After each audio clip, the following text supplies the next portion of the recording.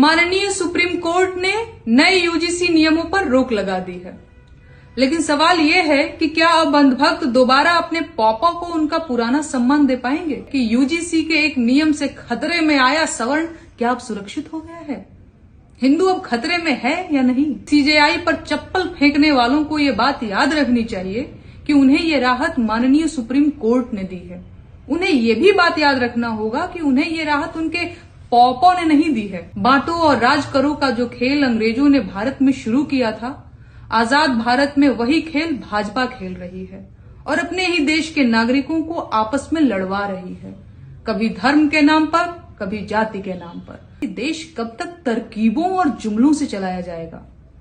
कब तक गोदी मीडिया के भरोसे खबरों को दबाकर जनता को ठगा जाएगा?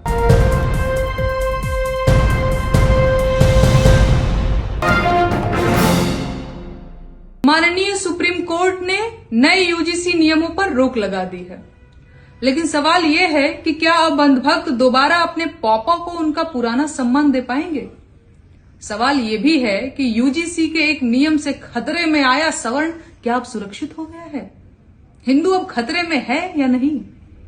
सम्मानित सीजेआई पर चप्पल फेंकने वालों को ये बात याद रखनी चाहिए कि उन्हें ये राहत माननीय सुप्रीम कोर्ट ने दी है।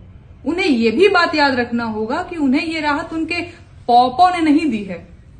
लेकिन अब समय आ गया है जब देश के हर नागरिक को भाजपा और उसकी राजनीति को समझना होगा।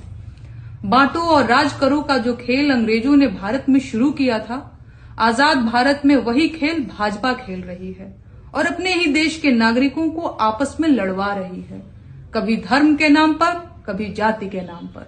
सभी उलझे हुए हैं और वो इस कदर उलझे हुए हैं कि उनके सबसे अहम मुद्दे भी किनारे लग गए हैं। अब कोई गिरते रुपए का हाल नहीं पूछ रहा। अस्पतालों में बिना इलाज मरते मरीजों पर किसी को दया नहीं आ रही। मिड डे मील कागज पर परोसा जाए, चाहे दूषित पानी पी पी कर जान निकल जाए।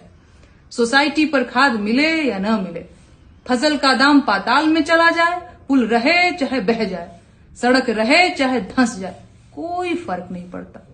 बुलेट ट्रेन और $1 ट्रिलियन इकोनॉमी जैसे जुमलों पर तो बात करना भी अपना मजाक उड़वाना है, लेकिन क्या बेटियों का सम्मान भी कोई मायने नहीं रखता? देश में शायद ही ऐसा कुछ बचा है जो खतरे में नहीं है, लेकिन सरकार के पास इन सब मुद्दों को खा जाने वाली तरकीबें हैं। मेरा सवाल ये है कि देश कब तक तरकीबों और जुमलों से चलाया जाएगा?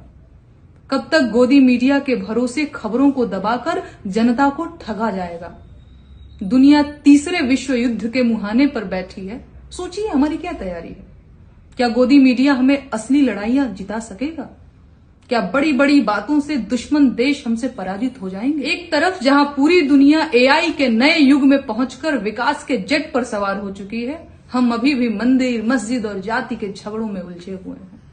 दिल पर हाथ रखकर बताइएगा, क्या इसी को विश्व गुरु बनना कहते हैं? कैसे मान लिया जाए कि भाजपा ने देशवासियों के साथ धोखा नहीं किया है? क्या यही दिन दिखाने के लिए सत्ता में आए थे?